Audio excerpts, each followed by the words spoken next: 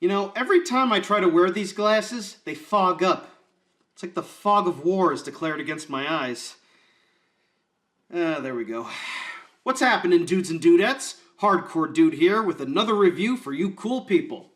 Time for another Patreon request, and this request has been sent by Steve Kidd. And he has requested... Totally Spies, dude! Created in 2001 by French producer Vincent Sylvain Demerici, Totally Spies is what happens when you combine Charlie's Angels with a high school anime. The plot centers around three high school students, Clover, Sam, and Alex, who work for the World Organization of Human Protection, or WHOOP, as they call it. It's an international spy agency that hires a bunch of young people and trains them to fight evil supervillains bent on world domination. The organization is run by Jerry Lewis. No, not that Jerry Lewis. This bloke. He's kind of like a combination of Q from James Bond and Charlie Townsend, sending the girls out to do missions and providing them with gadgets for their operations. As of 2024, the show currently has 7 seasons, with seasons 1 to 5 lasting from 2001 to 2008, a movie in 2009, a 6th season in 2013, and the 7th is currently airing in France. The show aired on various networks, including ABC Family, Cartoon Network, and even Nickelodeon at some point. It's one of the very few shows to ever air on all 3 of the big networks. As for our main characters, we have Clover in red, voiced in English by Andrea Taylor in seasons 1 to 6, and currently Makina Grace in season 7. Sam in green, voiced by Jennifer Hale in seasons 1 to 6, and Rachel McFarlane in series 7, and Alex in yellow, voiced by Katie Lee in seasons 1 through 2, Katie Griffin from seasons 3 to 6, and currently Dana Davis in season 7. Each character has their own unique personality. Clover is the flirty fashionista type, always obsessed with buying things and hooking up with as many boys as she can find. Sometimes multiple dudes at the same time. Then there's Alex, the athletic tomboy, who loves playing sports and offering moral support for her 2 friends. She's also known for being a bit clumsy. She's kind of like the Marcy Wu of the group. Minus getting stabbed through the back, riding the lightning, and getting possessed by this evil entity. At least not yet. And lastly, there's Sam. She's the brains of the group, always putting the most effort into getting the missions done, figuring out all the gadgets, and doing her best to be a good leader. She's a better leader than Clover, that's for sure. Also, I may or may not have had a bit of a crush on Sam as a kid. Hey, I had a thing for redheads back then, okay? Leave me alone. I never really watched the show traditionally as a kid, since I was more into the hard-edged stuff and not the sugary, girly type. I mean, don't get me wrong, this is a very girly show. When they're not beating the shit out of bad guys, they're going around shopping and buying millions of dollars worth of clothes and merch. Aside from their signature cat suits, this is one of the few cartoons where you will not see the main characters wearing the same outfit every episode. Hey, when you're working as a government spy, you gotta do something with all that paper, right? The show has been around for well over 20 years now, and it still has quite the fan base. It is also infamous for, its, how do you say it? It's high-octane fetish fuel. Yeah, this show does draw a lot of inspiration from Japanese anime, and oh wow, it shows. And you probably think, these are high schoolers. They would never do anything weird or sexual with them, right? Oh yeah, you thought Raven and Starfire were fetish fuel? France says hold my Merlot. There are multiple episodes of the girls in bikinis, multiple episodes of them as buff mamas. There's inflation, transformation, bondage, and yes, folks, they also have Sam naked in the shower with paparazzi taking pictures of her. What in the fuck? France. Yeah, all the creepy nonsense in the show alone is the pioneer of what would eventually make up roughly 90% of DeviantArt. Yeah, remember DeviantArt? Back when people put effort into expressing their, interests? Before AI made everything even shittier? Oh, the good old days, right? Me? No. I prefer to keep my best interests to myself, thank you. Hello? Yeah, I'd like to order a large cheese pizza. Extra thick! Oh, jeez. Moving on. So Steve actually requested 5 episodes for me to review, and each one contains some strange fetish or interest because he enjoys watching me suffer, as does all the 28,000 other people who currently still watch my channel. So let's sit back, relax, and let's watch Totally Spies.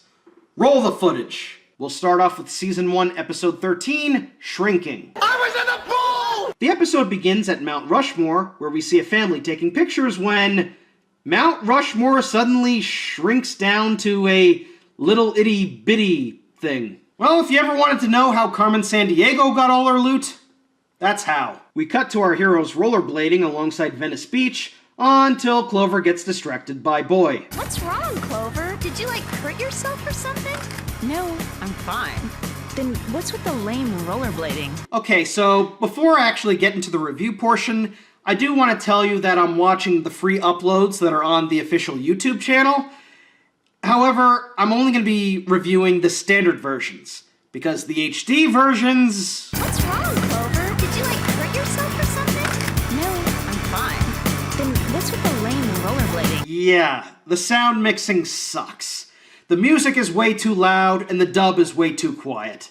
So, please excuse me if the quality kinda derps at some point. So anyway, Clover literally lands a date with a swole dude named Jason Roberts. Immediately afterwards, they all fall into a portal and get transported right into Jerry's headquarters. That seems kind of dangerous, doesn't it?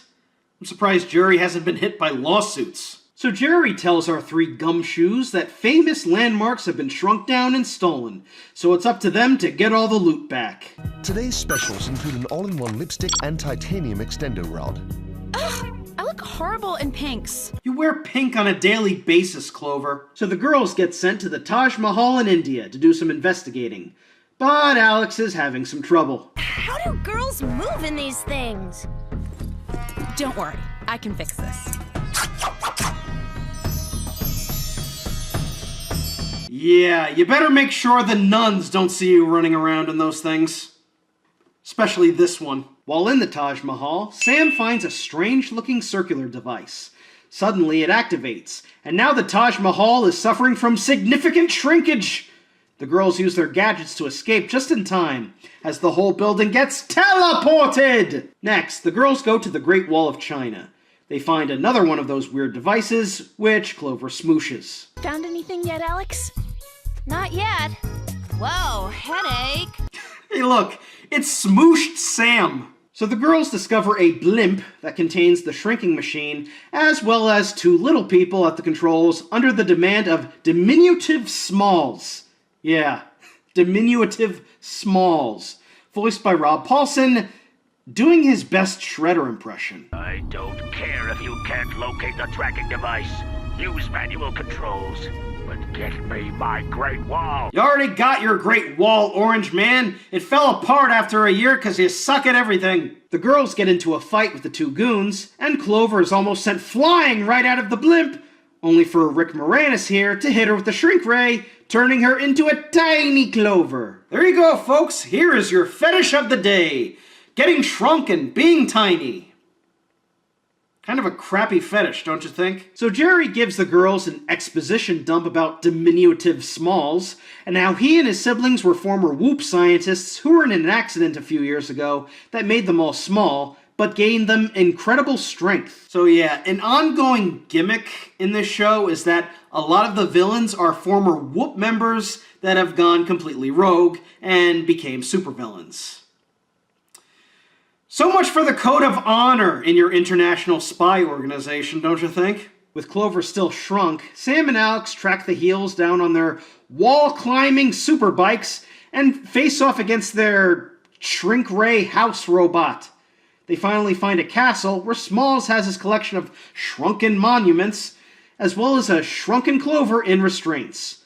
Daring today, aren't we? I'm going to shrink and steal the cities of the world, people and all, so I can have subjects to rule over. I will have my own version of SimCity at last! Narf! Sam and Alex try to do a run-in, but because Alex is Alex, they stumble in and get captured too. How do they all get out of this? Well, as long as Jerry gives them the right gizmos, they can easily Deus Ex Machina themselves out of trouble. How convenient that Clover just has her laser cutter eyelash courier thingy with her, and it shrunk down with her as well. What do you think might happen if Jerry accidentally gave them the wrong gizmos? Like, I don't know, maybe he accidentally gave them explosive bubble gum instead of the laser thing?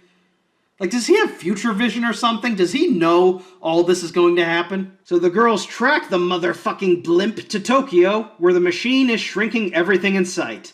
But now it's Big Brain Sam time. Discovering that the lasers reflect off mirrors, she finds a glass skyscraper and uses it to reflect the blasts right back at the blimp, shrinking it and everyone in it down to the size of a beetle weight.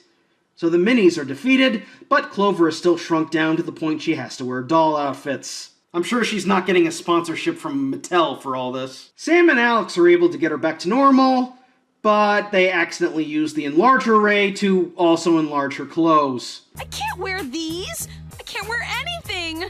Jason can't see me like this. Why don't you just borrow an outfit from Sam or Alex? You guys all wear the same thing! But alas, the girls tell Jason that Clover is sick, and yeah, I think now is the time that I introduce you all to her. Ladies and gentlemen, from the people who gave you Lucy Van Pelt, Dolores Umbridge, and Amity Blythe's mom, meet the newest mega bitch of them all, Mandy.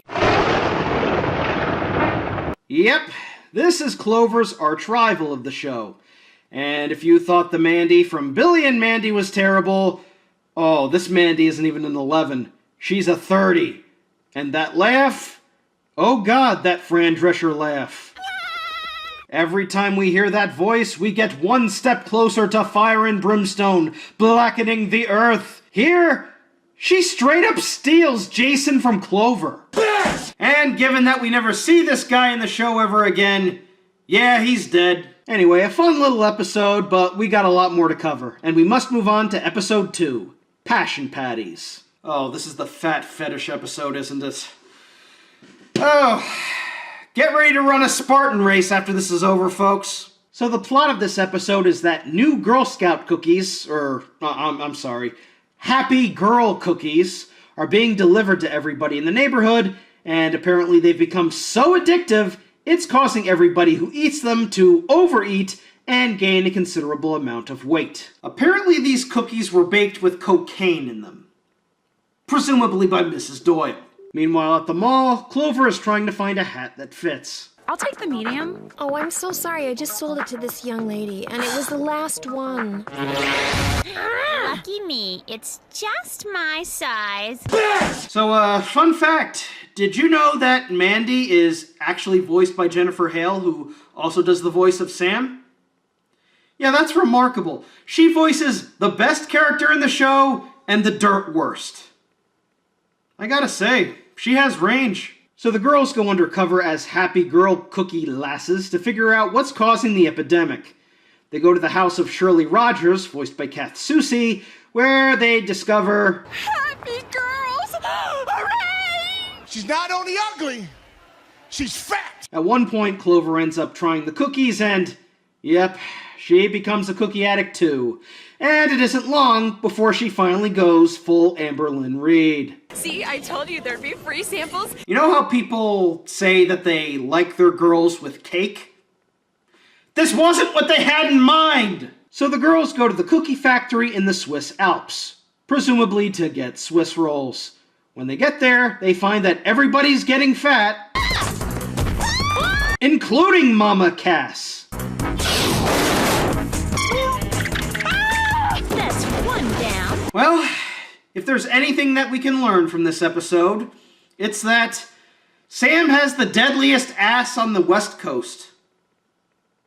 And that's why she's the best. So the girls are brought to the main villain, Inga Bittersweet, a former happy girl who got kicked off the team for eating the cookies instead of selling them.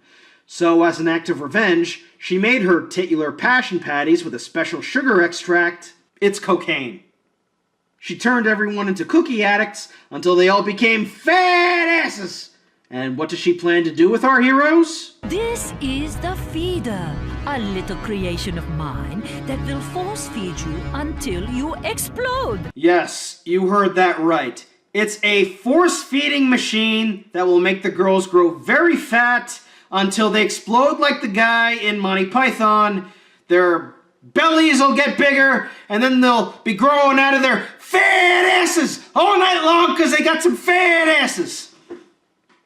This show, man. What even was this show aimed for? So Sam is able to use her handy-dandy moisturizing cream. She's able to slide out of the restraints, and they go to fight off Inga and her goons. Well, sumo fighting in Clover's case. Stop giving her the cookies, you enablers! You don't want her to get the beatus! Sam manages to melt all the passion patties, and then uses the cocaine juice on Inga, turning her into Marge Dursley. Jerry, also now a fat bastard, congratulates the girls on a job well done, and they use an antidote to get everyone back to normal. Hey, Ozempic works wonders, you know. Look what it did to Nikocado Avocado. Now let's move on before I get sick. Season 2, the yuck factor? Okay, never mind. Now I'm gonna get sick. This time the girls are in science class where they're supposed to be dissecting frogs, but Alex is a little squeamish by it. I don't blame you, Alex. You know, back in high school, we were supposed to dissect frogs too, but I wasn't too comfortable with it. So, you know what they made me do? They had me do a written assignment instead. I ended up getting an A, and I saved my lunch. So, it was a win-win. Now, the main plot of the episode is Jerry gets attacked by some nose douche robot thing, and when the girls come to him for their next mission, he isn't acting himself, being very reckless with the gadgets, eating blueberry muffins even though he's allergic, and just being a nudnik overall. Oh, just like me at that 2020 Norwalk final. I wish 2020 never existed. Hey, when did it become 2023? Jer, don't we normally put the bad guys in prison? Oh, they're not criminals. These bad guys are really undercover Whoop agents. Yeah, nothing sketchy about this at all. Also, wouldn't it make more sense to just, I don't know, talk to the security, let them know that they're the good guys or something? Why would you break into the jail if they're allegedly working for the government? I'm the government, I'm the government, I'm the reason nothing works. Yeah, no fucking shit, they're not actual agents, they're goons. And Jerry, turns out he's been John Malkovich'd. Girls, I assure you, there is absolutely nothing to worry about. Everything is... Whoa! What's up with your accent? My accent?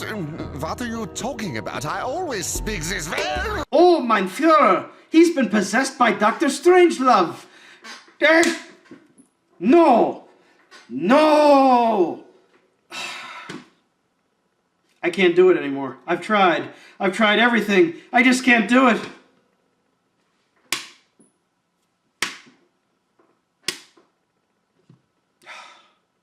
I'm getting the chainsaw next time. So Clover discovers Jerry and the Whoop agents have a microchip in their brains that's mind-controlling them.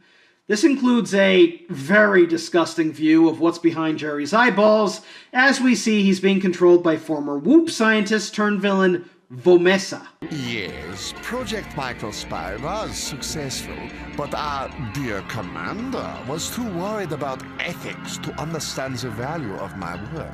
Speaking in a Germish accent. So Vomessa uses a shrink ray to make the girls micro-sized. Didn't we just do an episode where the girls got shrunk down? Why the hell are we doing this again? They hop aboard mini Northumberland submarine here, and Jerry manages to control himself enough to allow the girls to fly right into his mouth. Well, the episode certainly lives up to its title. We get some very unflattering looks at the insides of Jerry, which is enough to make Alex sick. Honestly, I'd be better off watching that Magic School Bus episode where the kids all go inside Arnold. And that episode had literal shit in it. The girls play cat and mouse with Vomessa and his three goons before Jerry finally sneezes them all out of him. Vomessa and his goons go back to jail, and the girls give their teacher a written report based on their experiences inside a human body, and he gives them all A's without having to dissect anything. He even lets them keep their frogs as pets. Hooray! The frogs are Oh, sorry, Alex. Well, at least it turned off better for them. Shame it didn't work for Timmy Turner.